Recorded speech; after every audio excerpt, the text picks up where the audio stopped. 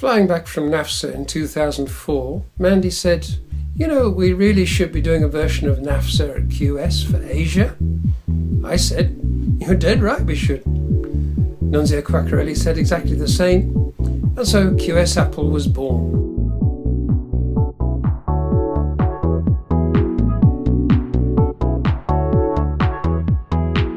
Lightning experience. Very interesting. Interesting event. Find new partners. Very beneficial. It's been a great pleasure to be here. Find new partners for collaboration and research. To network with fellow colleagues. It's a very good opportunity to do networking with professionals from the region. And to know some trends in higher education. Good ideas of how to improve universities. I enjoyed the conference very much. We all had a very good time. Hi, I'm Peter Steck from QS Asia, and this is Putrajaya, the location of this year's QS Apple conference.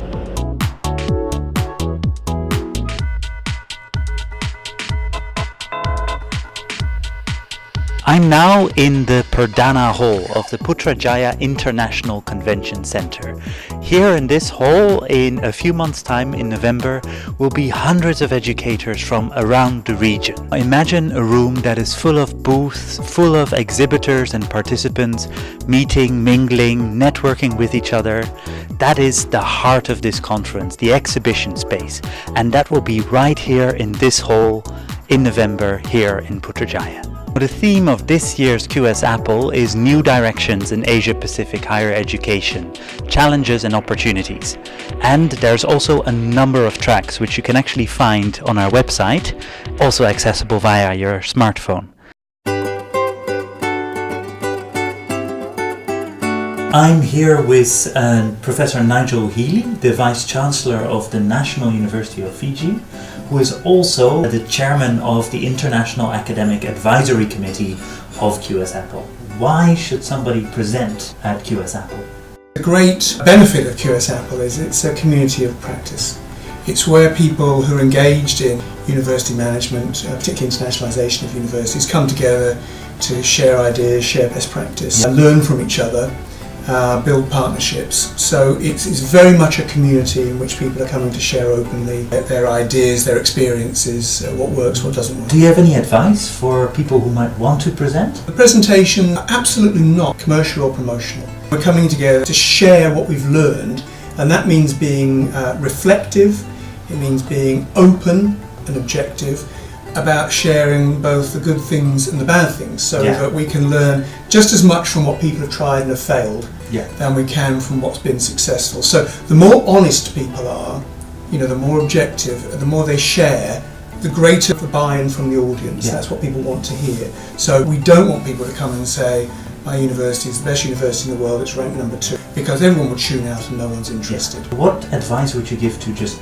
audience members who may not be presenting, and how can they make the most of their QS Apple experience? Really by taking part, by participating. So, as I said, keep repeating, it's a community of practice, it's where we all come together to share. So the purpose of the presentations is really to provide a little bit of structure, to get a conversation going. Each of those sessions that we organise, we want somebody to put some ideas out there, but then we explore them in a Q&A session. So all participants have a chance to take part in a question and answer session and to actually shape the conversation. And we hope those conversations continue into coffee breaks and meal breaks. So it's a great opportunity to network with like-minded people for 3 days.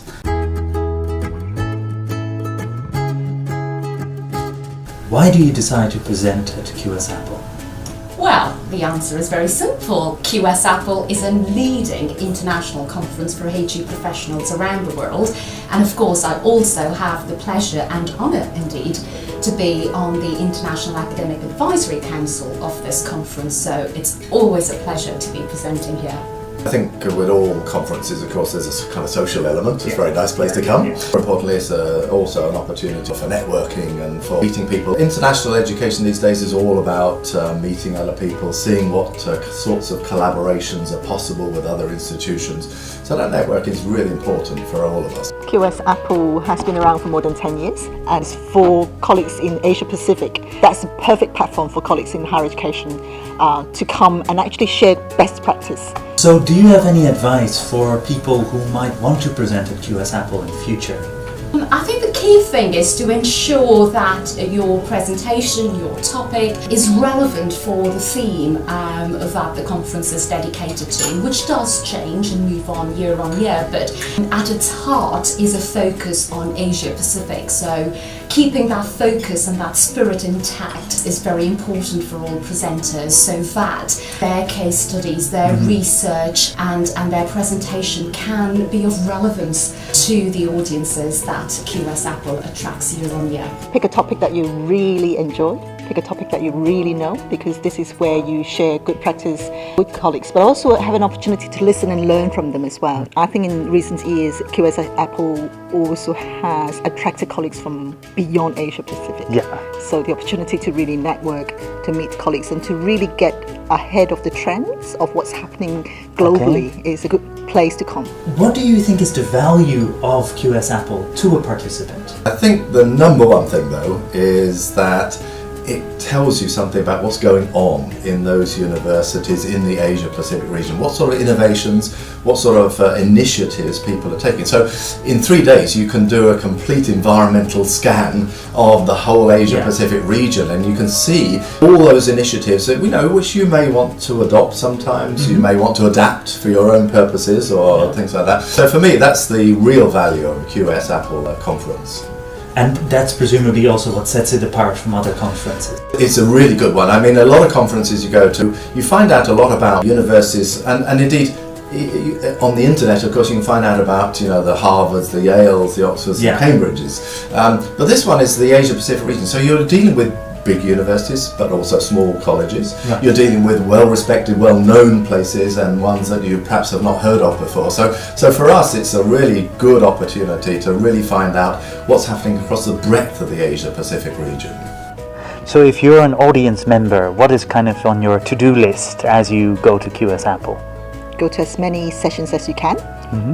Listen to your good colleagues. Lots of planning in advance. We've got 5 very, very exciting tracks lined up for our audiences at this year's QS Apple. So you will be spoiled for choice. So planning in advance is absolutely essential. Be open-minded, because sometimes in higher education we tend to think we know better.